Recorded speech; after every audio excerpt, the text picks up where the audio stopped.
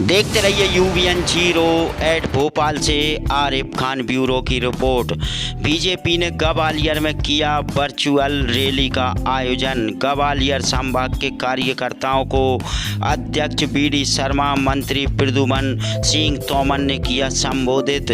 शिवराज सरकार के 100 दिन की बताई गई उपलब्धियां। वीडियो कॉन्फ्रेंसिंग के माध्यम से आयोजित की गई वर्चुअल रैली। देखते रहिए UBN08।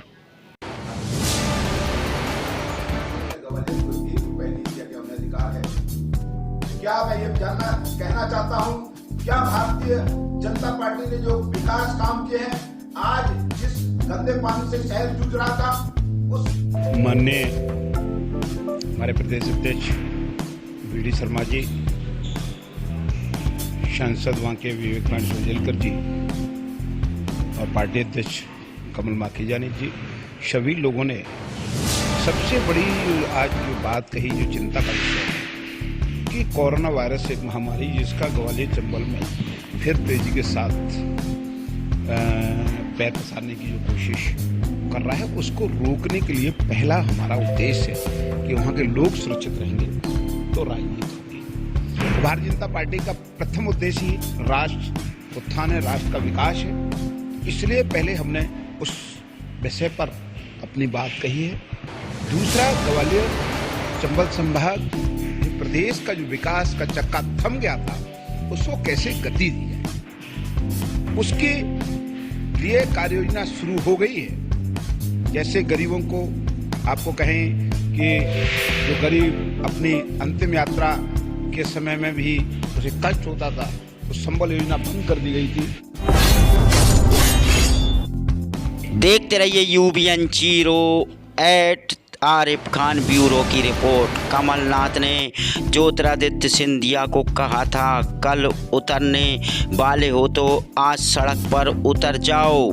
ज्योतिरादित्य सिंधिया में ताकत थी कि उन्होंने कमलनाथ की सरकार को ही सड़क पर ला दिया। इंदौर में आज पत्रकार वार्ता में तुलसी सिलावट ने कहा। देखते रहिए UBN08। दिया जाएगा, समाज का अंतिम व्यक्ति है, उसका विकास होगा, दलित का विकास होगा, आदिवासी का विकास होगा, अतिथि शिक्षकों का समस्याओं का समाधान होगा और हमारी जो मातृशक्ति है उसकी रक्षा की जाएगी। 2018 का चुनाव भारतीय जनता पार्टी ने, माफ करो महाराज, हमारे नेता शिवराज, ये नारे पे लड़ी थी। बहुत बड़ी भूमिका उस सरकार बनाने में ज्योतिरादित्य सिंधिया जी की अहम भूमिका थी। मध्य प्रदेश की जनता ने कांग्रेस के उस चेहरे को विश्वास किया, सरकार बन गई, मुख्यमंत्री बन गए कमलनाथ जी। मैं भी उस मंत्रिमंडल में मंत्री बना। जब 1.25 साल हो गए, सिंधिया जी ने इन सारे मुद्दों को अनुरोध किया। हमारी सरकार जो पिछली थी, मुख्यमंत्री से बात की कि किसानों के कर्ज का क्या हुआ, किसानों की बिजली का क्या हुआ, युवाओं का क्या हुआ, दलित का क्या हुआ, अतिथि विद्वान, अतिथि शिक्षक का क्या हुआ। तो उस समय उन्होंने कहा कि जो हमने वचन दिया था, वचन पत्र पूरा नहीं होगा तो मैं सड़क पे उतरूंगा। पूर्व मुख्यमंत्री जी ने कहा कि किसानों के लिए, इन सारे युवाओं के लिए सड़क पे कल उतरते हो तो अभी उतर जाओ। तो आप जानते हैं उस व्यक्ति ने, उस ज्योतिरादित्य सिंधिया में वो ताकत थी, उन्होंने पूरी सरकार को सड़क पे लाके रख दिया। गृह एवं स्वास्थ्य मंत्री डॉक्टर नरोत्तम मिश्रा आज दूसरे दिन दतिया प्रवास पर रहे। देखते रहिए UBN08। देखते रहिए UBN08 भोपाल से आरिफ खान ब्यूरो की रिपोर्ट। पूर्व मंत्री गोविंद सिंह का बयान। CM के दिल्ली दौरे पर कहा, जहां उनके पैर पड़ेंगे बंटाढार होगा। सिंधिया हमेशा अपने दबाव में रखना चाहते हैं सरकार को। देखते रहिए UBN08। लोग का मैं गोविंद सिंह पे कोई आरोप नहीं लगाना चाहता, क्योंकि गोविंद सिंह की इतनी ज़्यादा सिंधिया के सामने कुछ चलती है। तो विभाग क्यों नहीं मांगा? विभाग मांगा, अपने अधिकारी, कलेक्टर, लैंड रिकॉर्ड सुपरडेंट सब अपने बैठाल के हेरा फेरी की है। ये प्रमाण गवाहियों के लिखित दस्तावेज हैं, हमारे पास हैं और उपलब्ध, अगर कोई चाहेगा तो मैं उपलब्ध। मैं तो ये कहता हूँ, शिवराज सिंह जी में अगर हिम्मत है तो ग्वालियर, शिवपुरी और उज्जैन में जो सास की ज़मीनों पर सिंधिया खानदान की आज़ादी के बाद जो ट्रांसफ़र की गई हैं, उनके लिए आयोग बैठा लें, ताकि दूध का दूध, पानी का पानी हो जाएगा। और अगर मैं इसमें मेरी बात गलत निकलती है तो मेरे विरुद्ध भी मुकदमा चलाएं। आपकी सरकार में किसानों को लगाए गए थे, आपकी जो नई सरकार थी उसमें आप लोगों ने कई केस थे किसानों को वापस लिए थे, लेकिन फिर अब जो शेष केस बचे तो निरस्त कर दिए। कांग्रेस पार्टी ने चुनाव के समय वचन पत्र में जो वादा किया था, उसमें किसानों पर लादे गए मुकदमे वापस लेने का निर्णय लिया था। घोषणा की थी और की है। काफ़ी भारी तादाद में।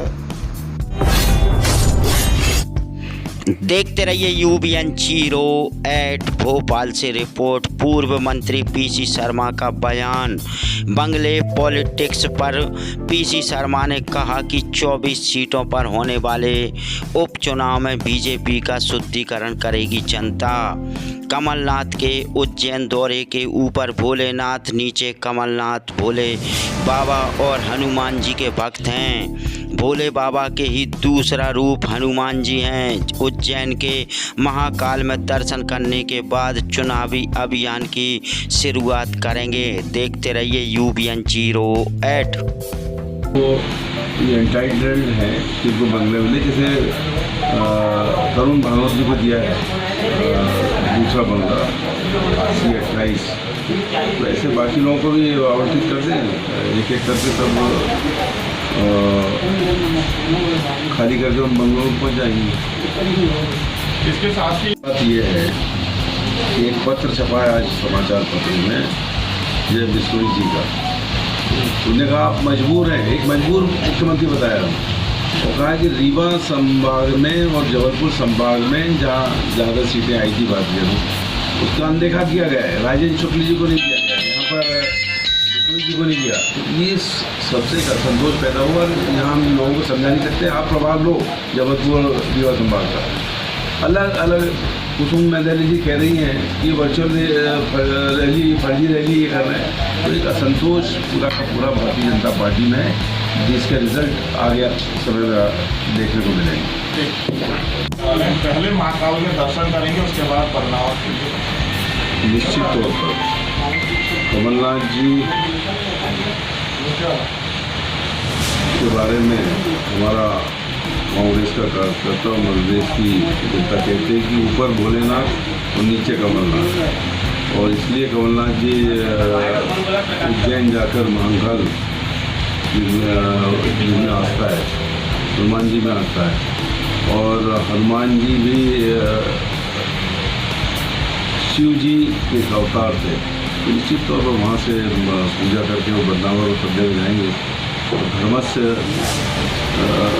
विभाग का मैं मंत्री था, तो कमलनाथ जी ने 350 करोड़ रुपए योजना बनाई थी स्मार्ट सिटी के नाम से, और अंदर महाकाल का जो गर्भ है उसमें करीब 50-55 करोड़ से उसको विस्तार करने की बात। ऐसी ओंकारेश्वर में 150 करोड़ रुपए का एस्टिमेट बनाकर सब स्वीकृत कर दिए थे कि उसका पूरा विकास होगा। ये आस्था है और इनसे काम उन्होंने उस समय किए हैं, और निश्चित तौर पर महाकाल जी का